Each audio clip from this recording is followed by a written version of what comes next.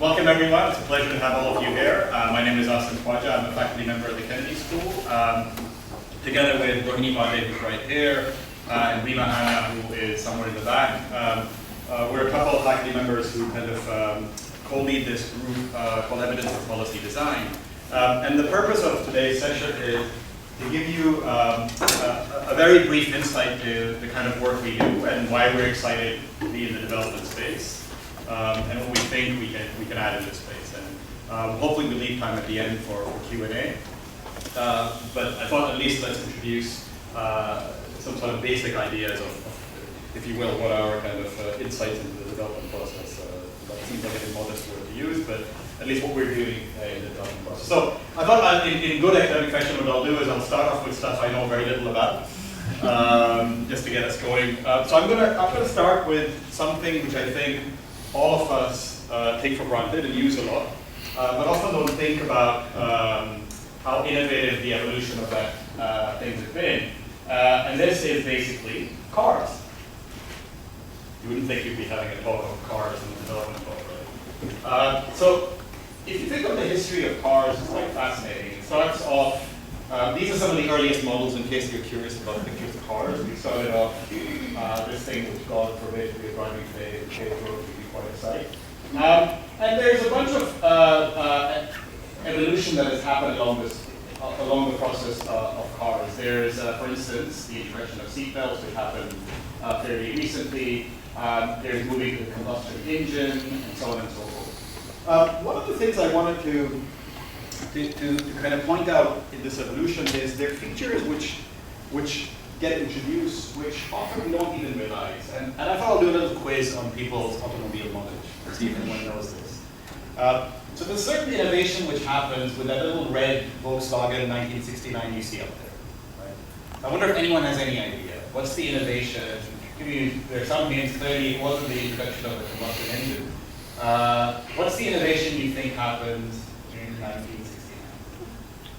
Bumpers. Sorry? Bumpers. Bumpers. Good guess. That would be an important thing. Not quite. Any ideas? Curved glass. Sorry? Curved glass. Curved glass. It's a good idea. It's a good visual cue. There actually is another visual cue up there which will give you some hints. But yes, curved glass could be important. This wasn't this. This was Volkswagen 1961. Between Type 2 and Type 3, something happened, which was actually pretty important. It was something which eventually got such a big deal that it got instituted in every car by the 90s. Great guess. Use heavy, fancy words, Alison. No, not quite. What actually happened, and this is something, to be honest, I didn't quite know either. Let me give you a bit of a bigger hint. It's something under your hood. Something under there. Something which got added there. Yes. Reminder to change your oil and just pay attention to your car. Exactly. So what's beginning to happen is your car is getting smarter in a way that you never thought possible, right? This little beast over here, right? So we take this for granted, and this is one of those scary, in your morning commute, when this turns on, you're like, oh God, you know. You're hoping you can still drive the car, hopefully you'll drive it, but somewhere by the afternoon or evening you'll have to take it into your mechanic, or at least you'll call. Or, what most of us, hopefully, at some stage will do, is since we have no idea what these things mean beyond, well, it's a battery light, or it's, the worst is when you say check engine. Oh God, right? Most of us will do something like this. We'll basically take it to an AutoZone, or the equivalent, and the guy will stick something in it, and out pops a little printout, right? So what happened in your car between Type 2 and Type 3 is we installed an onboard computer, basically. Right? We installed a diagnostic engine inside the car, which was basically gathering data as your car was moving along. Without you quite knowing, it was recording how you were behaving with your car, or how your car was behaving with you. Right? And in fact, the modern version of this, by the way, you don't need to go to AutoZone anymore. There's an app for this. Right? So now, in fact, there's an app which can basically take these little random error codes you get and tell you what your car is feeling today. But more than that, it tells you what to do about it as well. So when the car mechanic at AutoZone reads this, you know, with very little training, he has a sense of what I'm supposed to be doing. So this is not just a diagnostic, it is also a prescriptive element. It's also telling you how to deal with with your problem. Now these devices increasingly are coming along. So this is not my presentation crashing.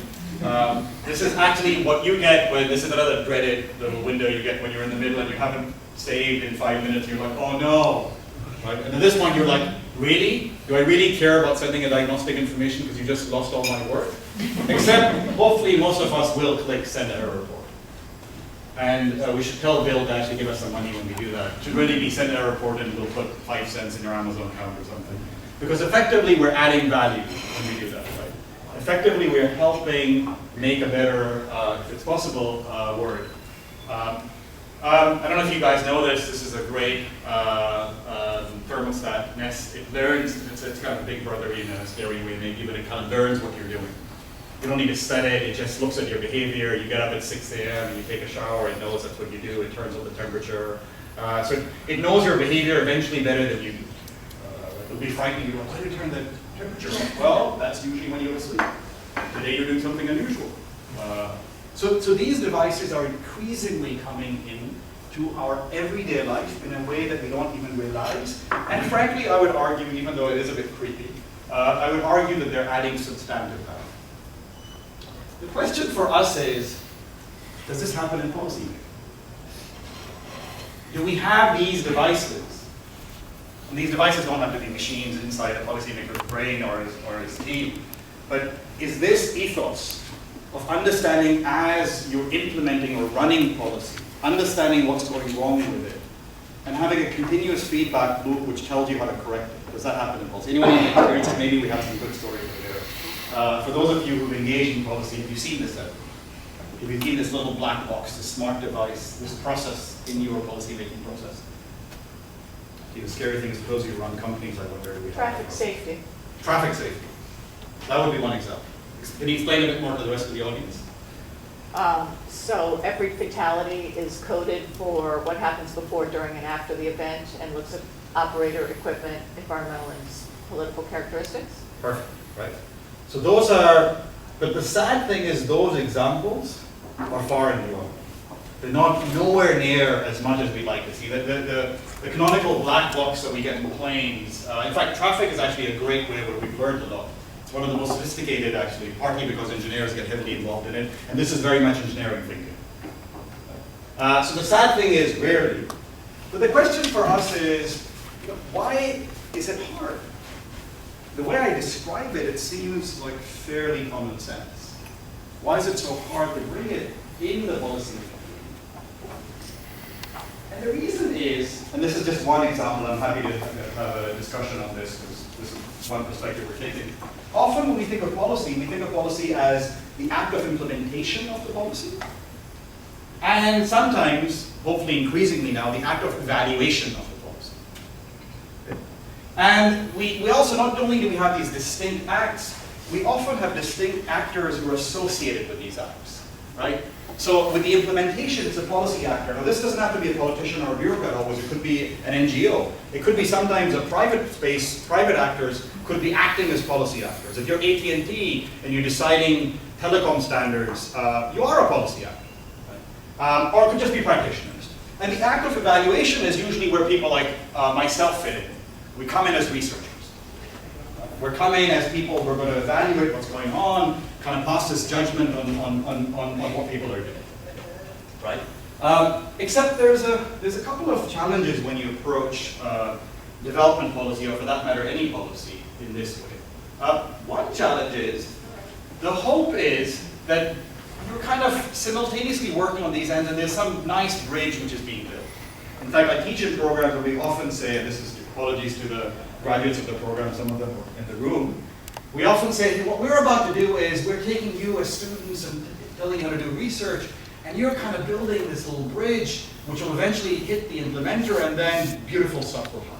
You two will meet, and at that point, great stuff will happen. Okay. The honest answer is often it doesn't. Often these bridges don't even go in the same place. We struggle with them. Right? And in fact, there's another big elephant in the room. What about design?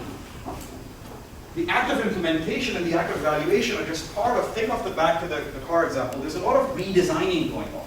When you get that data, you decide how to redesign your engine, or redesign the aerodynamics in your car. So who's doing that? And I've asked this question often in my own work, and I'm sure Rohini has it, and Rima has it, and others have as well, which is, who's the designer of policy? You'd think it's naturally this side. But often the psychologist says, no, it's not us. It's the other policy actor. The other being the bureaucrat will be like, what's a politician supposed to do? When you talk to politicians, they're like, oh, we don't design policy. We just make sure people are happy with the policy. Right? So this element often gets left out because of this dichotomy we create. So how do we resolve this? Right? So what we hope to do is, instead of trying to have these 2 or 3 communities separately working together, what if we work together? What if these guys, you can call whoever you want a policymaker, whoever you want a researcher, what if these guys jointly design, jointly work on the problem, and hopefully the car runs? Right? But the idea of it, now this sounds kind of obvious to say, of course, kumbaya, yes, it's great, everyone work together, that's fine. It's really challenging to do so. Right? When you actually try to do this, when you actually try and get this dream of working together, it's extremely challenging. It's also, however, extremely empowering. When we as researchers show up in a policy or a practitioner space, and if the only role we're asked to do is pass judgment, evaluate, it totally disempowers us. It's not an exciting thing to do. No one wants to be the executioner. Or frankly, no one even wants to be the celebrator, because the celebration has already happened. By now, the success or failure has been declared, and you're here to kind of validate it so we can get some more money from someone else.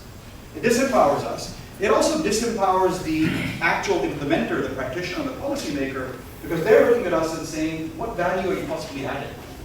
I've already done this. You're too late. And that's a very genuine critique of us, right?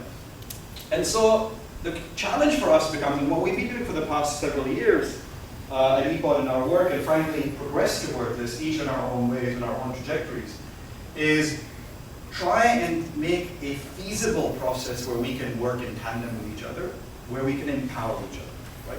In a way which isn't just, oh, let me just listen to the policymaker's problem and let me try and solve it. It's not, you'd say, well, why are you different from consultants? Maybe we are, maybe we aren't. I don't want to think too much on that. But I think what we are trying to do is simplify the process in a way that we think makes it doable.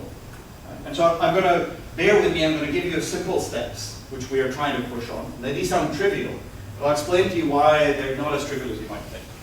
So we first start off, imagine we're working together, we being now this mix of people who have analytical skills, people who have policy insights, people who have practitioner experience, all of them on the table together, just like we are today. And we're brainstorming. The first brainstorming you do sounds silly, which is, what is your policy problem? What is the problem you're trying to solve? Now this sounds silly, and often when we've done this policy review, we're like, of course we know the problem we're trying to solve this. Why are we spending a couple hours discussing this? It's silly, you're wasting time. Except it's scary how often when you have that discussion, things change in fundamentally different ways. I'll give you an example. I do a lot of work in education, so we're discussing education policy, and the Minister of Education says, we really want to get kids enrolled. That's our objective. Raise enrollment. So, great objective. So, is that really your objective? Is that really what you want? Why do you want that? Oh, we want people to kind of get jobs. Oh, I see. So you want people, you want your population to get jobs. What are you really saying? Then you push them to say, I want my population to acquire good enough human capital. What is good enough human capital? It's human capital which can empower you. Oh, I see. So your problem is to get quality human capital. Then you go back and say, by the way, you remember reading the Millennium Development Goals, right? That's where you started. That doesn't, at least in the current version, doesn't quite say build high enough human capital. It says enrollment. So you say, okay, well maybe your policy goal is slightly different. Let's call it high human capital building, not enrollment. Now that's a fundamental difference, by the way. Because certain policies which look really good on the enrollment margin could look terrible, right? Precisely because they raise enrollment. If you think of famous programs like Oportunidades or Progresa, where we paid families to get kids in school, it solves the enrollment problem. They all are in school, except if you didn't quite realize quality, you might get overcrowding in schools. Quality might actually fall. So what you've done is you've put more children in, except you're giving them a worse human capital training. It's not clear that was your objective to begin with, right? So sometimes this discussion is very revealing. It pushes people to think deeply about what they want. Because you have to say, look, once you define this, you've got to be happy when you achieve it. At that point, don't come back and say, oh God, this thing happened. Well, you had to define your problem carefully. We solved the problem. It may not be the right problem you started off with. So that's step one for us. The second step, though, is once you've done that, and this is really important, it's shocking how much, this is, everything I'm going to say sounds like obvious common sense. You'd be like, Asim, this is not deep insight, it's pretty obvious. But the challenge is doing it in a way which works. It's really hard. I've tried it a lot, I'm sure you've tried it in your own spaces, it's non-trivial. But the second step, which often gets skipped or casually discussed also, is diagnosing the problem. So acting as you would as a doctor would. Understanding what are the causes which produce the problem you're interested in. So if the problem, continuing with the same example, if the problem was lower human capital, you might say, oh, the issue is, it's because schools are bad. Okay, sounds good, yeah, sure, schools are bad. That's not enough though. That's not a deep theory. That's like saying, oh, the patient is feeling badly because they're bleeding. Okay, they're bleeding. Why are they bleeding? Oh, there's internal organ damage. Why is there internal organ damage? Oh, because they had a whole bottle of Tylenol. Which you do, by the way, if you have a whole bottle of Tylenol. Oh, yeah.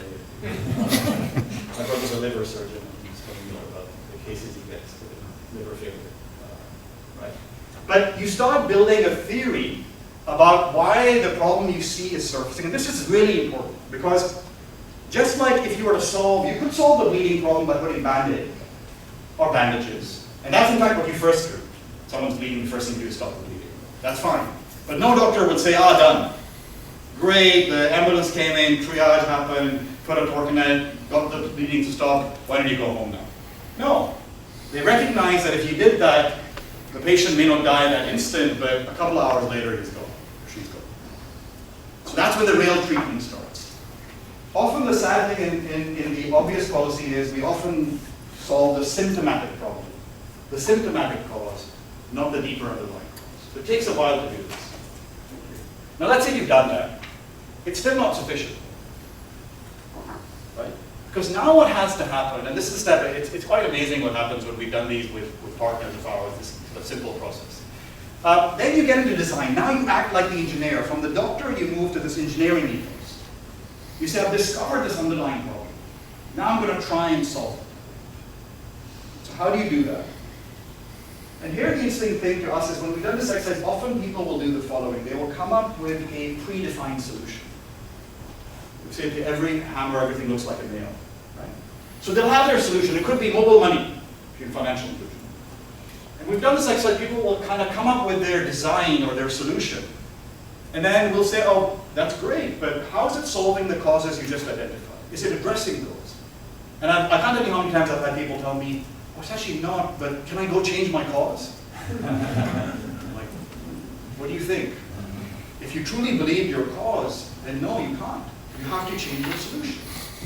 And that can create lots of angst. But it also is an opportunity when this works to create great excitement. Because for the first time, you're liberating all of us together to say, what would be an interesting, feasible design that can actually happen? Okay. But the process doesn't stop. This is where data comes in. You know, whatever you do, the thing I love about engineers, and you can see I'm inspired by engineers a lot. In a previous incarnation, I was trying to be one. Is you realize that you have to build the machine no matter what. You have limited theory, limited evidence, but the machine has to run. You know, you can't stop and wait. So you build the machine, but since you realize the machine wasn't perfect, right, you build this diagnostic thing in it. You build that data gathering computer in it, because you know you don't have the perfect cause. But what you are trying to say, and this is a hard political slogan and it's a hard business slogan to say, I have no idea what I'm doing, but darn well I'm going to make sure I get it right eventually. It's not going to really get you votes. So I can see how it's hard to kind of sell that slogan. But that doesn't mean you shouldn't be doing it. You don't have to necessarily sell it. So this part of evaluation, this is where when you've heard about things like randomized controlled trials, whatever method you have, the evaluation, the data gathering, the acquisition method comes in. And still the process doesn't stop. I'm going to skip a last step, which sounds like, again, an obvious step. This refining step. The reason I think this is important to kind of mention is this step often doesn't get thought of ex ante. You don't think about this when you first start. And it's important that you do, because if you don't, you're not going to build in a readiness to deal with the changes when they come. When you are said, the evaluation part should not be a surprise to you as an organization. It should be something you're waiting for. It's that date when results are going to come in and you're going to decide how to retweet those. Again, this step often is hard to come on. That's kind of the ethos of what we're trying to do. I'm going to hand over now to Rohini, because I think to make this much more tangible, it's actually important to just run through an actual example of this. What I told you in Education Act, we've actually done. But I think it's going to be far more stark when Rohini talks about a very specific example in the country, which is in the news today, for maybe not so, well, depends on your perspective, exciting or not exciting. So why don't I hand it over to Rohini? Great, thanks, Asim. So, what I want to do today was just take a little bit of time to first tell you who we are, and then I'll ask you to walk through one example. But let me also say that if any of you have questions at the end, then please, Asim or me or the others who I point out soon, just drop us your business card and we'd be happy to engage further. So, I guess who are we? We are at the Kennedy School.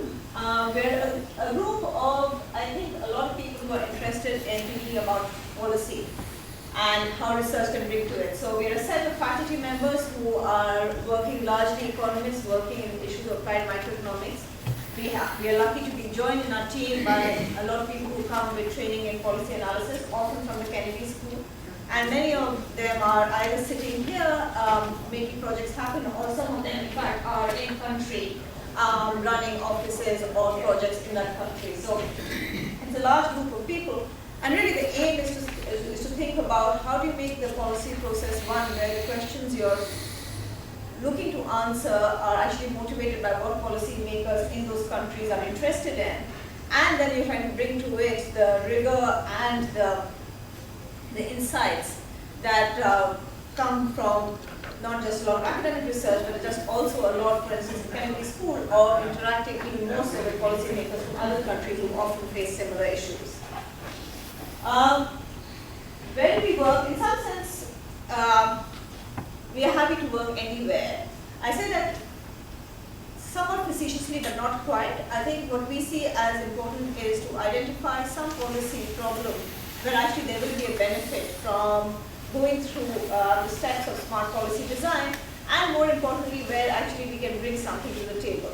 So there are certainly many immediate causes or many immediate problems, especially in the international development, that perhaps don't need us. That there are very clear ones where, for instance, often you might just need medical assistance.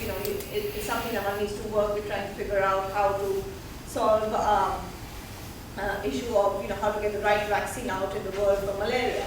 But where we come is to try to think about, well, if you have the right vaccine, let's say for malaria, that has been diagnosed as an issue, how do you get it out there, how do you get it adopted? As of now, in terms of where we work, you can see that a lot of our work spans right from here in the US. Some of you may have worked on the Chandra's session yesterday on thinking about healthcare policy design in the US, which is sort of a key issue right now. He works a lot on that. We work, one of our affiliates, Monica Singhal, works with the Ecuador government on trying to think about how to redesign their tax system. We have some presence in Africa, a lot in South Asia, and Rima, who's sitting in the back, leads a lot of work in Southeast Asia and spends a lot of time especially working in Indonesia.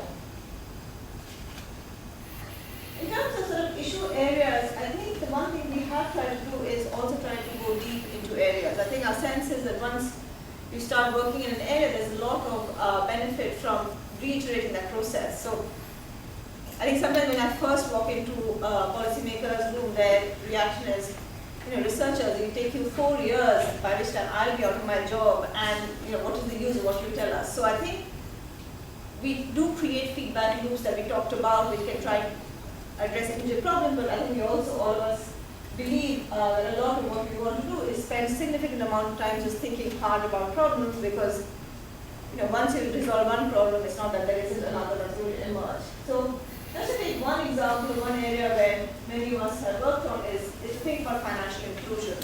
So I think financial inclusion is is very attractive, I think, as a development policy perspective, because it also seems to suggest that one-off policy changes can bring a very long-lasting change. So it's this idea that if you teach a person how to fish, they can take care of themselves for the rest of their life. So you don't have to think of a continuous system of providing inputs. It's also a place that I think Asim alluded to this already. There's been a lot of interest in thinking about how can you leverage mobile technology. So maybe we don't need brick and mortar buildings anymore. We can just directly go in and provide access. But then when you're in the field, and one of our research projects looking on bank accounts for women is that when you go to the field, sure, you have mobile phones, but you have lots of areas with poor cell coverage.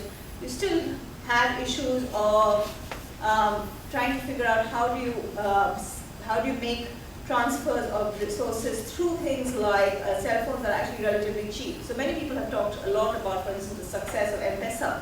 But if you look at the per unit transaction cost on M-Pesa, it's high. And that's why it's something that M-Pesa is used a lot for things like remittances, but not a lot for savings. So again, as Asim said, often when we start these discussions, a lot of discussions will start by solutions, like saying, let's go for mobile money. But then if you ask, what are you trying to achieve? If it is to give, for instance, women financial access, well, and you want to give financial access for savings, well, something that's going to charge 50 cents for every transaction is probably not going to be very useful. So I think as we start looking in these areas, we go further down. Asim talked a bit about education. That's another area that as he's worked in the area, there's increasing evidence now that private schools are outperforming public schools in much of the developing world. At the same time, partly because of how governments sometimes think of education systems, it's very hard for sometimes someone running a mom and pop school to get the funds to expand. So at some one level, you come in and see much higher quality there, but you also see that these are not groups that are seen as traditional entrepreneurs. So how do you start making them groups that banks are going to be willing to lend to? And lend for the strange activity of sort of schooling, which I think is something that is typically not seen as the purvey of micro-entrepreneurs in developing countries. People typically think of micro-entrepreneurs are going to be running retail shops, they're going to be stitching clothes. We don't think often of schools being a place where you want micro-entrepreneurship. But I think the first round of iteration of Asim's work suggests that's really what you need to do. So I think we talked about how we do it. A lot of it is through policy research engagements, and I'll go through one in some detail. Increasingly, a lot of what we also do is try to work directly to build capacity in many of these settings.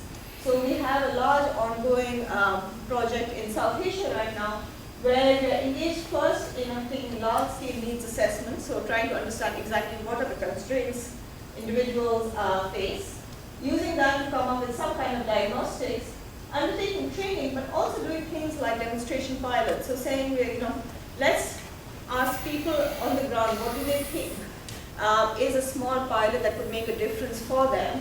So for instance, one case in India is, what happens if you have good ways of collecting information on air pollution? Air pollution is a big problem in a lot of Indian cities.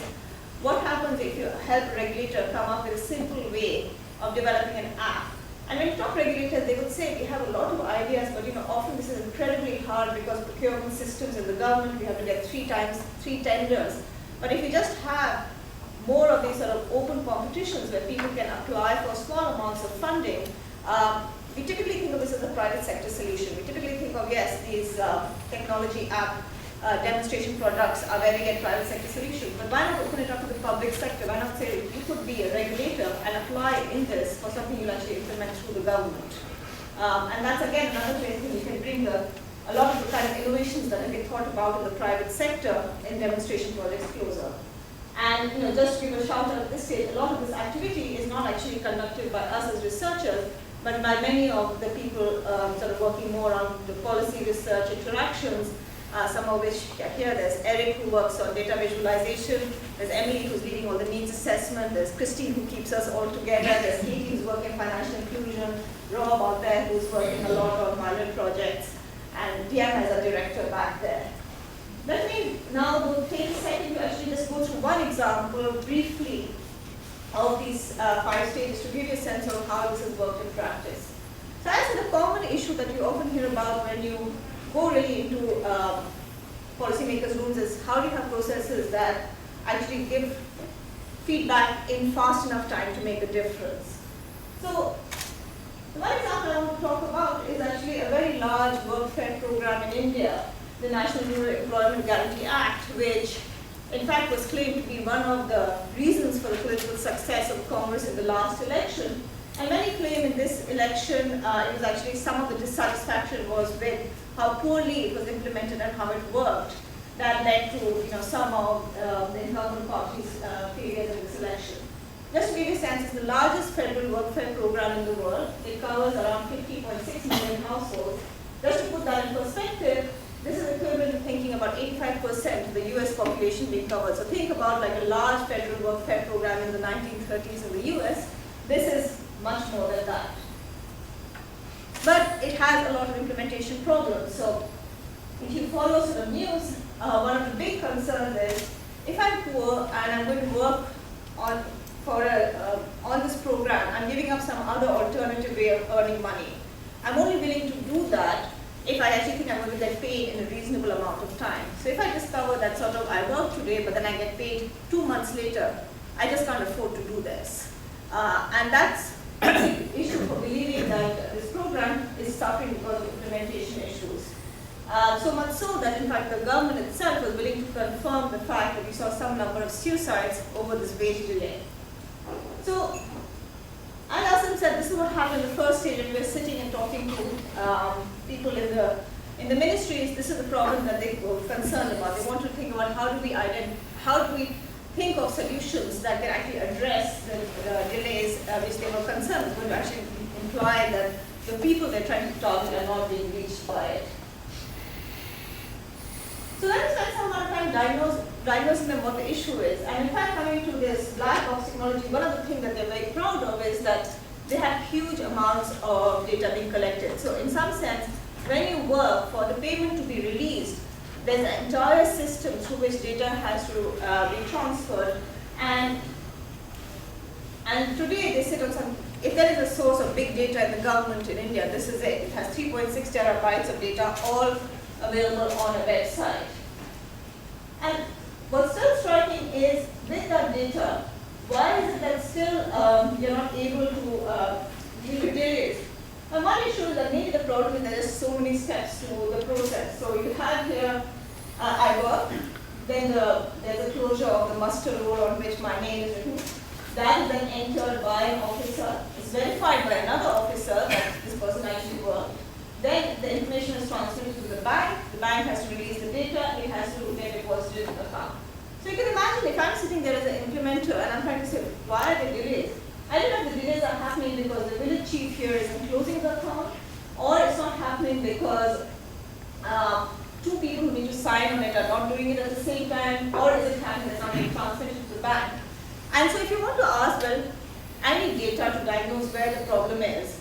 Well, then if I go to the website, it's very, very hard to analyze. So if you go, and you can just do this, you can go to the website, you have one little box up here, you click on it, you get to another box, you click on it, you get to another box, and then you click through this continuously to try to understand what is happening. And you're a busy policymaker, you're just not going to spend the time doing this. And even if you have the time to do this, you're sitting in some block office, your internet's going to go off by the time you've gone through 5 clicks. So it became clear to us in talking to them that even before we diagnose this sort of deeper issue, an immediate thing you want to respond to or understand is make the data that is there much more accessible.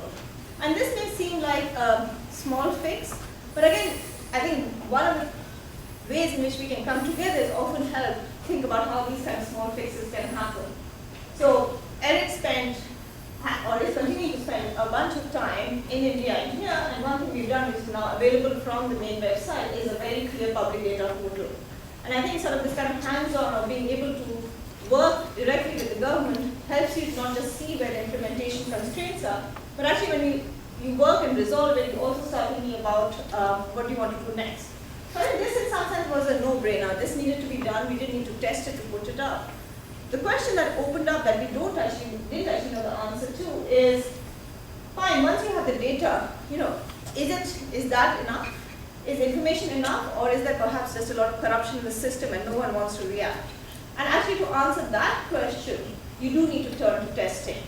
So these are just other ways of data visualization, but what we have now tried to come up with is a series of dashboards for local implementers that shows exactly how the days to payment look like across the blocks in the district, how they vary across time in other districts. It gives, for an implementer, a direct way of saying, okay, these are the different steps that should have happened. It's the total number of days to payment, let's say this block Rafika is 55 days. The first stage is taking 8 days, next is taking 5 days, and so on. This is supposed to be the limit. This is the legal limit of what's going to happen. But now if I want to cut back, if I want to reduce these effects, should I be targeting this part, should I be targeting here? So now what we're going to do is we're going to roll this out as a randomized controlled trial in Madhya Pradesh, in central India, to try to see, does it make a difference? It may not. It may be that unfortunately the biggest problem is something like corruption or something else. But until we try it out at scale, and here coming back to the medical analogy, we would run it like a clinical trial where in some set of blocks we make this dashboard available, not in others, and then we see over time in the administrative data, do we see reductions in delays. And then what we want to do is, obviously after that, depending on those results, so we are halfway through the process, we are just in the process of designing dashboards. Should you design the dashboard? Should you train it? Should you have training to implement it? Should we change how it's implemented? Do you need to change incentives of people assigned to improve the system? So this hopefully gives you sort of a sense broadly of how in practice one of these get implemented. I think at this point we want to just end by really giving you a sense of where we're going and then open up for questions and discussion. So I can ask if you want to jump in here. I'm going to get back right to work. So this is where we are right now. We started around 6 years ago really as just a small set of researchers out here trying to think about some of these issues. We were lucky enough at that point that Kennedy School gave us some initial seed funding to launch this effort. And largely what we focused on to begin with was the research phase. So it was really trying to say, how do we think about this process? How do we think about the stages of diagnosis, the testing? And largely, I guess, we have financed ourselves through sources for research funding, so international agencies like, say, USAID or DFID, federal agencies like NSF and NIH who are interested in thinking about the testing stage. We spent a lot of time, and I think we think of that, some of that as the bread and butter. We are here in an academic institution. We are not a think tank. We will continue to produce scholarly work and research, and that's a central pillar of what we stand on. But we also, as we think about going ahead, we are thinking about these different steps of the wheel, and maybe it's going to ask, and I'll turn to you to talk about in some sense, I think where we are, and this would be great to get people's feedback, both in the Q&A but also in general, is before we use a private sector analogy, we kind of think we have initial proof of concept. We have enough stuff we've done in this space which has been successfully both covered, so in all metrics of success that we have in our space, which is, are you getting academics to recognize this work, which is publications for us? Are you getting policymakers to value this, which is further engagements and having more engagements like this for us? Are you having research institutes to recognize this, which is basically financial resources being USAID or DFID or NSF funding us? So that's exciting for us. I think where we are at though is we realize that, look, if you want to make a difference, it's fine for us and we have a decent number of researchers, we can do this. But we're a pretty small drop in the ocean. And for us to really impact the way this happens in a way that we think can fundamentally change development policy, it needs to scale up. We're at the point where we kind of need to take this home cut fry we've made and make it into a Lay's potato chip and put it in a drum, right? Maybe it doesn't sound exciting because we don't use Lay's potato chips. But it does say there's a sense in which we're ready to scale. And the struggle for us is, how do you think about the scaling part?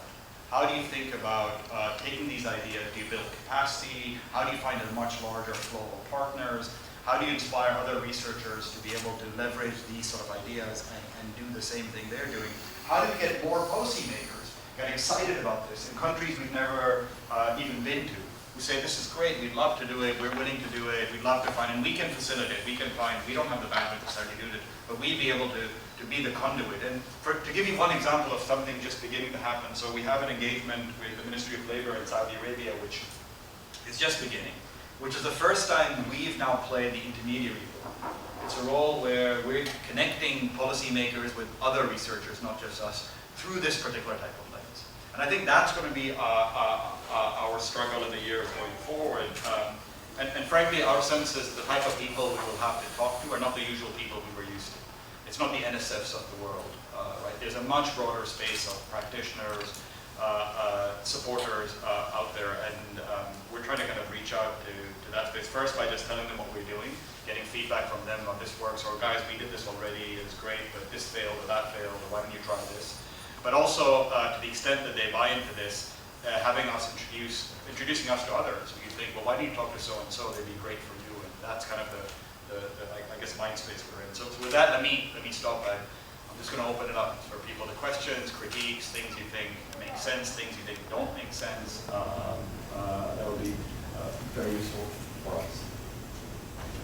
And So are you thinking about how you're going to actually do the training of those facilitators and mediators as it becomes more popular?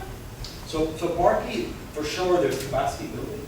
But I would say it's more than that. It's also creating the fora for such engagements to happen. Right? So often, in the cases where we've done it, it's kind of the equivalent of policy dialogues or policy workshops. Where you get so Hannah was in one of these where we did with the Ministry of Labor in Saudi Arabia, where we just put people together in a room and said, look, why don't we go through this process? I've done a couple in other countries now as well, and it's interesting that if you get the right set of people there, these things just take off on their own. You don't even have resources to give them, you just create this convening space. And I think what we feel we have here, and I think David and others said this yesterday as well, is we sit on a lot of convening space. I mean, if you think of the Kennedy School, it's unbelievable. I mean, this was said last night as well, but other places. It's amazing the kind of people who come through our doors. It's amazing the access they have, and yet I feel like, gosh, we haven't nearly enough leverage there. Right? It's a shame when you have Secretary of Y or Minister of X or President of Y come over and not leave with this sort of relationship built in with us. That sounds overly ambitious, and at some level that's the entire school's mission. But I feel like if we could contribute to that, and that's the, so you're right, some of it is training, but there's a lot more than just that. And let me just add one word there. When I think about training, I also think about the difference between sort of training and sort of smart training. So you can think of exactly this sort of diagnostic process, not just applying for policy, but also for training. So for one thing that we're launching this summer, when we talk about needs assessment, a lot of it is actually trying to understand right now how are policymakers observing and using evidence. So if you show them sort of a piece of evidence, do they prefer hearing it in HBS case evidence style? Do they hear in the lecture style? Do they hear being told, this is how popular it is? If I just say, there was the crying woman on the street talking about lack of financial access, is that what catches someone's eye? And understanding even just that mode of delivery or how you're actually going to move that across, I think requires, again, you could imagine this training being actually the policy you want to focus on, and then using these 5 steps to go around training. So, I mean, our view is it doesn't need to be that, training stands separately. You could come and say, I want to train smartly. Do you attempt to do this much in the private sector? I mean, it seems a natural fit in It's a great question. I was actually talking to Nitin, the HBS dean, a year or so about this, and he was quite intrigued to say, in my naivety, I felt, well, I'm kind of taking it from the private sector. Of course they must be doing it, right? And then Nitin's view was, well, maybe you're being a bit overly generous. And so we talked a bit about it, about saying, for us, the private sector doesn't immediately come to us. And so we were talking a bit about creating design hubs at Harvard to say, look, the ed school should have this, the School of Public Health should have this, the design, well, the actual design school should have, I'm sure they do. And then we kind of create this multi-hub vision where all of us are pushing it. In some places, some of my counterparts actually are private sector individuals. So I'm working with a large skills training program, vocational skills, where the main implementers are actually private sector, large private sector entities who have a vested interest in a good way to develop human capital. They're very much engaged. In fact, most of my design engagements are with them. It just naturally happened that they ended up in a policy space that's being funded by IDEASpHERE and the government and so on and so on. So that's beginning to happen. So for me, I'm personally somewhat eclectic. I'm also like in the financial space. Most of my partners are commercial banks.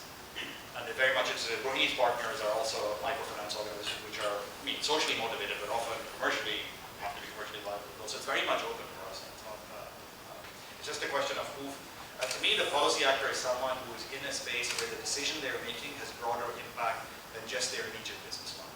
And I think that applies to a lot of large private sector players now as well. When I think of in India, when I think of the Tatas of the world, when I think of Reliances of the world, they're very explicit about this. In the US, I'm sure, there's a quota. I think another space where this has come up for us quite a lot is thinking about the space of environment. So I think that's a place where clearly when you start thinking about what's going to happen not just with cutting pollution, but with emissions issues, you're going to, in some sense, the government may be the regulator, but the players are going to be private. And I think that's a very common phenomenon that the government may be playing some regulatory role, and people whose actions you want to affect. And to give you an idea, some of these dialogues we've had, which are just fascinating experiences for me now, just as a learner, where we sit on a table, and often in that table there's a couple of researchers, there's the government officials, there's sometimes politicians, there's civic society members, and then there's often a private sector player on the table. And in some cases, there's also an intelligence player on the table. It depends on the question you're looking at. It could be actually a DoD equivalent player as well. And that's, and when you get those guys together in this space, kind of in a closed door, just brainstorm, it's amazing kind of the level of excitement. Sometimes, look, if you don't choose these right, they could completely outrun. The one guy could completely take you down, but I felt that chosen right, and the insights that these guys bring to each other is immense. Because I don't think it's just silly. You can't be operating in the development space or any policy space without recognizing the role all these sectors are playing. Just be oblivious. Might as well get them on the table. So when we said two people, we really mean like 8 different people. Sometimes the media is in there as well, because they have a role to play in kind of how this is going to be seen by the public. And that's going to be an important element, at least for the politicians. So that almost like there's a media campaign built into the launch of this.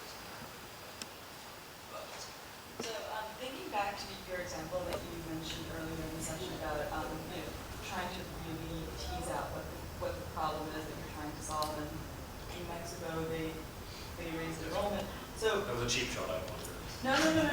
But it makes me think about competing priorities. So there's the priority of giving people quality education, and then there's the priority of giving everybody quality education. And so I'm just wondering, I feel like this approach is really powerful in its ability to identify one problem and try to work on that one problem. But when you kind of step back and look at the whole, can you just I think that's a very fair comment. Let me give you actually a specific example where that showed up in one of my projects, very literally. So I was working with the tax administration trying to raise taxes. Well, most developing countries face. And what's interesting, the first thing they said was, look, we want to raise more taxes, but we don't want a revolution. Right? Now, the obvious way to raise more taxes is something we historically tried. It led to the French Revolution. It's called tax farming. Basically, I made the tax collector basically keep all the money that they collected, and they just had to pay me a fixed fee. This is how colonies work. Their immediate reaction to that was, look, if that's the only objective you're solving money, that's going to exactly run into this problem. We have multiple competing priorities. So how do you deal with this? So all that meant for us is the problem space became more complicated. It wasn't defining the problem space as raising more money. The problem space, just like you put it very nicely, which is raise quality of education while giving access to ultimately everyone. Now that's a harder problem, but it's still a restatement. And so our view is when a problem becomes multidimensional, it gets stated as a multidimensional problem, which means a solution. So in our case, what we did was we said, oh gosh, this is a really big deal, you're right. So we're not going to start with tax farming. Instead, we're going to have a more complicated pay-for-performance scheme, which is not just based on how much money you bring in as a tax collector, but basically get feedback from taxpayers so that you don't need to kind of extortionary tactics. And now the beautiful thing about emerging economies is there's all this excitement about citizen feedback systems. So call centers where you can call in and say, this tax collector came to my house and completely abused his powers or her powers and so on and so forth. And you can say, I'm going to gather that data in the way Rohini said, and that's going to be part of your performance evaluation at the end of the month. So all of these things are possible. All it means is the problem is harder. But I feel like that's fine. And the other thing I think for us is very important is that there's a recognition, and I think this is an important modesty we have to bring to the table, there's a recognition that the first solution you come up with will almost invariably be not perfect. To put it even more bluntly, probably wrong. You have to build a lot of trust and confidence to reach that stage with a practitioner, but then you say, look, we are building in rapid learning mechanisms. And so what happened with this project as well was very quickly we introduced a few schemes, we saw which ones were working and which were not, and we started tweaking while this was playing out. So by the end of it, so now, just to give you an example, we have a scheme which is working, which gives the government a rate of return, if you will, of, I'd say 50 to 60%. These are public funds which normally have negative rates of return. Yet it induces very little political cost. So it meets that objective as well. But it's a harder problem. You're right. I just have one solution. I think one advantage of trying to remain within some problem-solving dynamic, even when it's multidimensional, is it sort of gives some structure to how to go about it. Because I think very often when you enter, at least when I enter a policymaker's room, their response would be, it's the system. Unless we change the entire system, we can't make progress. And to me, I think, that's too easy a way out. Like, you have to start somewhere, and I think you have a structured way of thinking about it. You can then complicate it, or you can then ask the policymaker, okay, tell the system, but tell me, like, what do you think are the first two things you'd like to solve? And then at least forces them in the process of going through these stages of trying to at least put into words something that is more specific than the system. I wonder whether you have used kind of like a regional forum to advocate these kind of designs. Like, I was thinking when you presented the case from India, like there was the South-South collaboration between India and the other countries in the last year. And I'm from Bangla, and I think we need a lot of like peer pressure that people all come into the same way. And otherwise, if we want to advocate only one government, it's quite difficult. I mean, we'd love to do more of that. I think that's sort of the kind of area where we think we will go. The one example of that is this multi-country engagement we have across India, Pakistan, and Afghanistan, where it is trying to bring together. Asim hosted a policy dialogue on civil service reform, which is trying to think about some of these issues across a set of countries that can largely come from, I'd say, Asia, much of that evidence.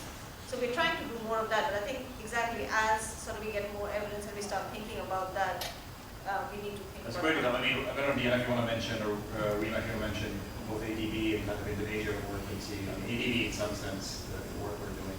Yeah, that's true. So two other examples with the Asian Development Bank, we're doing some trainings there where we work both to train in some of these methods, the staff actually at the Asian Development Bank, and ones that are based in country as well, and trying to determine if we, actually one of the trainings that also had 80 policymakers that came to attend the training as well, so it's from all Asian Development Bank member countries. I remember Rima, in your Indonesia work, what do you think there's that sort of south-south or?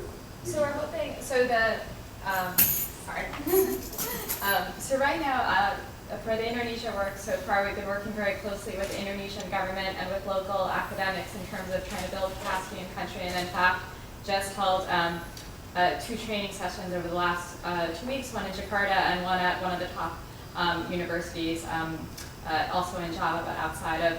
Our goal is to eventually be more multi-country in the region, and in fact, we opened up an office at the University of Indonesia with the idea that it would be for the Southeast Asia region, but of course, this takes time, and we're just getting started. And so as Rohini and Asim said, we're at this point that we're thinking about the methods and how do we eventually grow. I should say, Rima wears the second hat there, which is, this is with the Poverty Action Lab. So the office you mentioned is not involved. Shows you represents us as well, but this is the, I don't know if you know about the Poverty Action Lab, and I think that they're doing a lot of exciting work as well. And this sort of is the office kind of reaching out in the region. But I think it's a fabulous suggestion.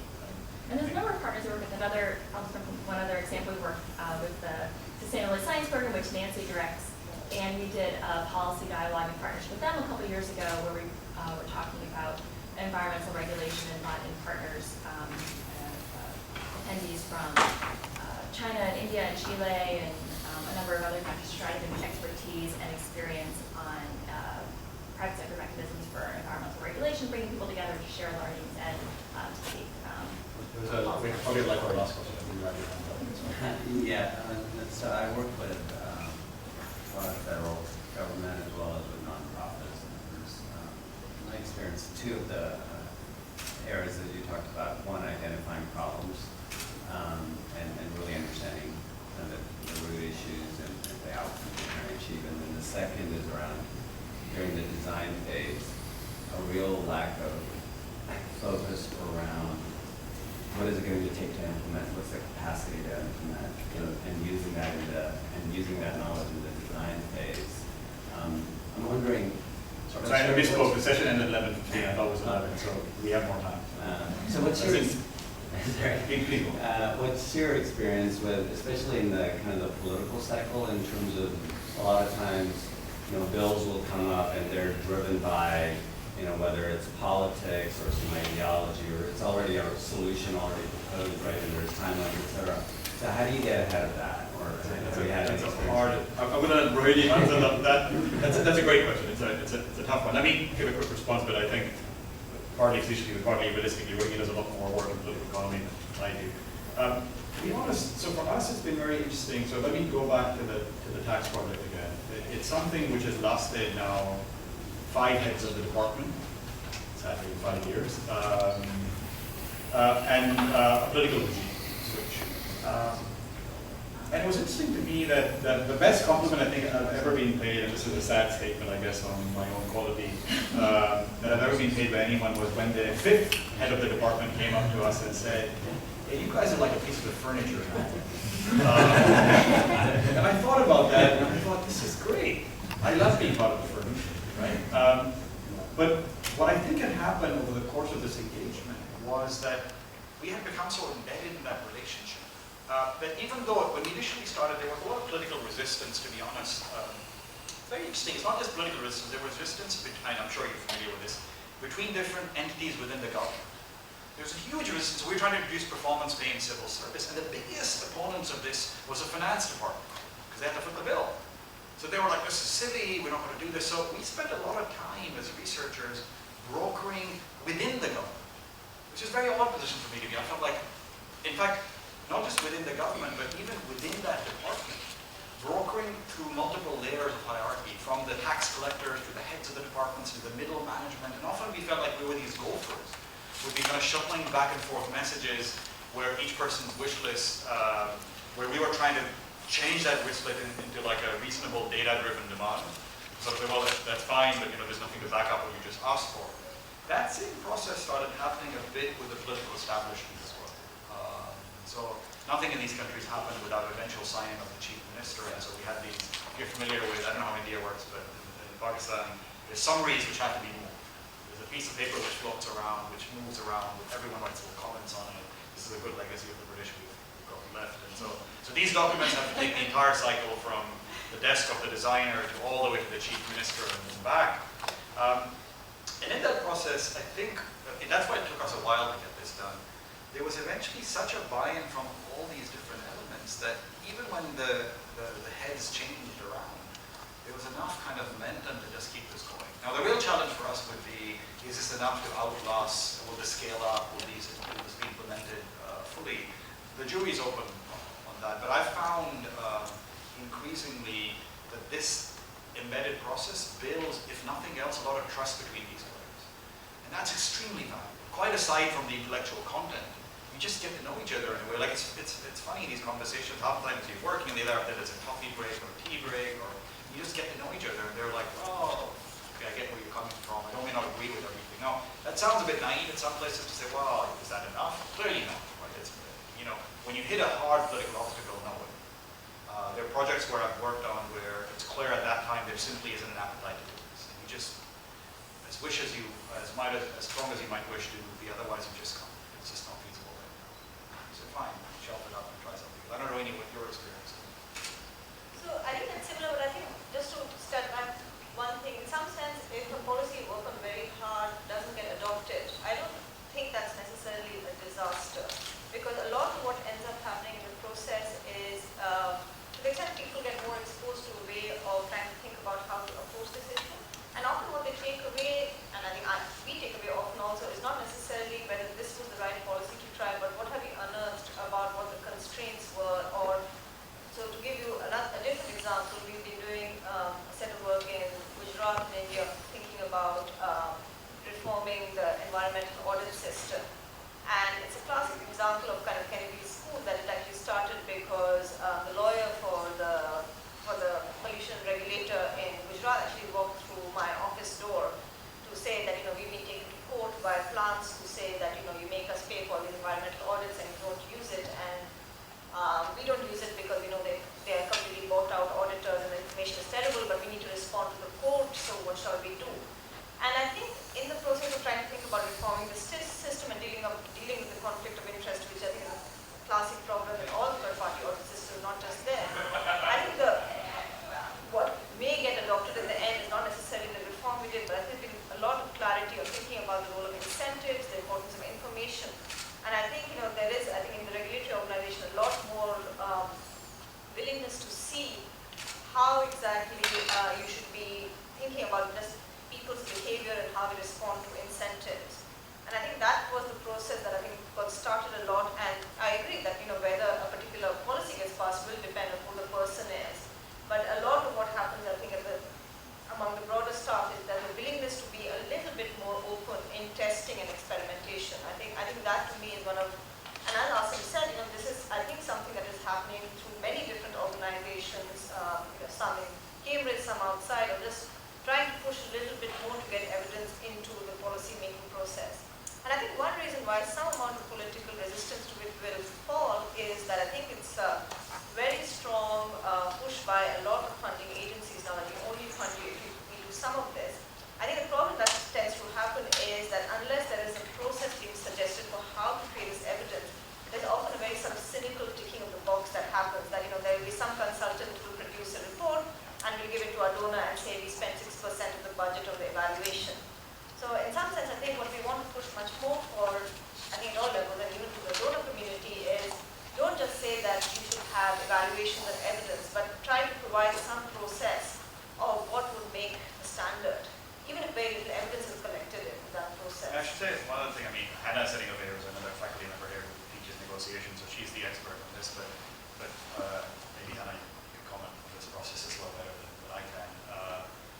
But one of the things I see happening in this is, so I guess as economists we believe very strongly in incentive compatibility, which is just a way of saying in a negotiation analysis you've got to find people's interests and figure out what gets them to move. And when I've talked to politicians, the starkest example to me was I do a lot of work in education and I can get pretty impassioned about it, maybe in a way which isn't great in a negotiation analysis scenario. But when I confront politicians, and I have, with, why is it that you're basically transferring, most of what you're doing is transferring bad teachers from one place to the other because someone basically effectively influenced you to do that. Why are you getting that and not caring about the bad quality of education you're giving an entire population? And their response to me is very interesting. Their response to me, this is literally a response, is to say, Asim, look, this is all great for you, but ultimately I don't get anyone calling me complaining about how crappy their public school teacher is, but I get calls every day from my constituents about my nephew is in this village and needs to move to that village as a teacher, can you move them? He says, you give me calls. If you get me calls tomorrow on people clamoring because a teacher is bad, I will transfer the teacher. But there's no calls coming. And so what he's telling me is that the failure is some political lobbying failure. The failure is a community getting together. And it's fascinating when you think about it that way, you're like, this is odd. These communities get together and complain about bad roads sometimes. You'll have tires burning because, something happened. I didn't get electrification. That's a big deal. I'm not saying it's not. And they also care about education because they're spending a lot of money sending their kids to private schools. Yet somehow, in their own mind space, they haven't recognized that they can politically lobby on education quality as well. And so, are we missing an organization? Are we missing a setup which allows, often these are women, by the way. So shouldn't the NGO, and in India there's a lot of Right to Information Act type organizations now, but should there be a creation of an organization which helps lobby against this with politicians, and would that solve the problem? And would the politician then no longer be the bad guy blocking the policy but actually doing it? Now that's just one example, I don't know if it's true, but that's what the composition led to. And to me it was very interesting to say, well I don't know Hannah if you want to add from your experience. No, I mean, you're putting out a very rich problem that has multiple, dimensions. I think probably in the U.S. we have a little bit, I mean, we have obviously a much more sophisticated system of lobbying. In other situations, I think we still have problems with money probably having more influence than just your average citizen. I think it's very interesting. I mean, that particular problem, I think you kind of laid it out, and I think it's a fascinating problem of democracy and political organization and investment in civil society. More broadly, I think listening to you earlier, though, to comment on the negotiation dimension, I do think it's so. I was thinking actually that is a big. It's not part of your wheel, but it's obviously a big part of what you're trying to do. Yeah. But there's a lot of research getting beyond self-interest on questions of procedural justice and the power. And one of the most interesting findings, I think, is that when people really understand policy problems or decisions very well, then they tend to view them more, they tend to analyze them from their self-interest. But when they don't understand or they're not equipped for a reason to analyze fully whether or not the decision is the right one, they rely more on their trust in the process. And so I think it's very interesting. I mean, you may be pushing people into spaces that are kind of beyond, frankly, their ken or their analytic abilities. And the fact that you're getting this kind of buy-in and this belief that there's some degree of justice in the system, that this is something I can trust, that they'll produce something that's valid and that is respectful of me, I think is a very interesting aspect of it.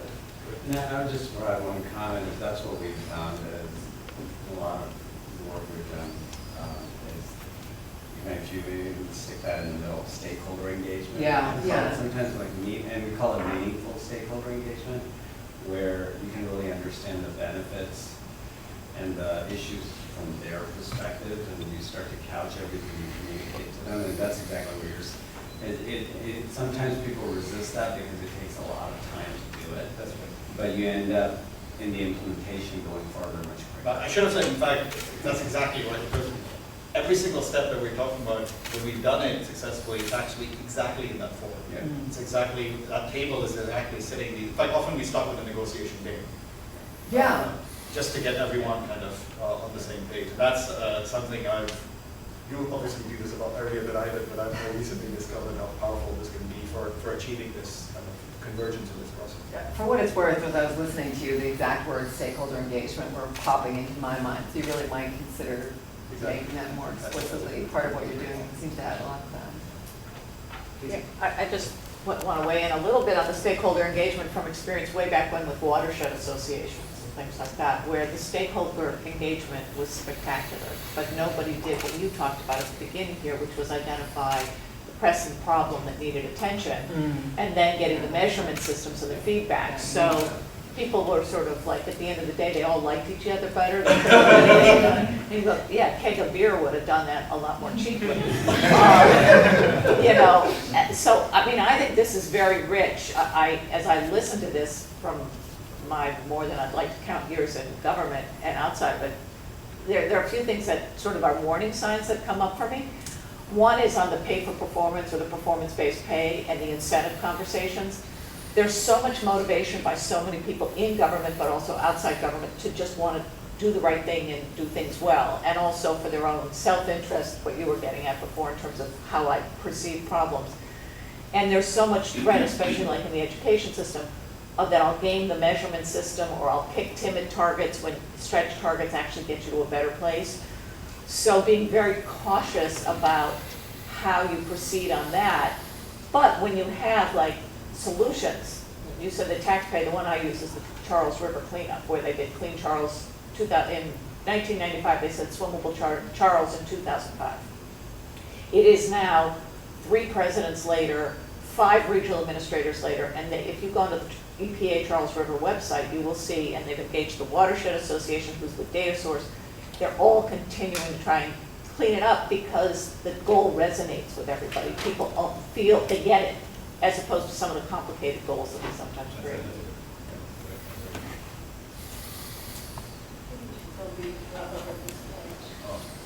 Right.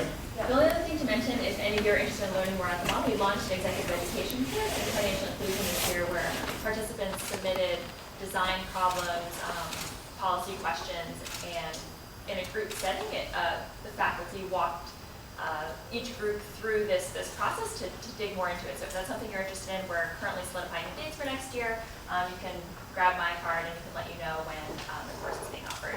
And there may be other courses in the works for next year as well. Thank you so much. much. We're also around for a bit, but I'm happy to have a lot of conversation, but I appreciate your time.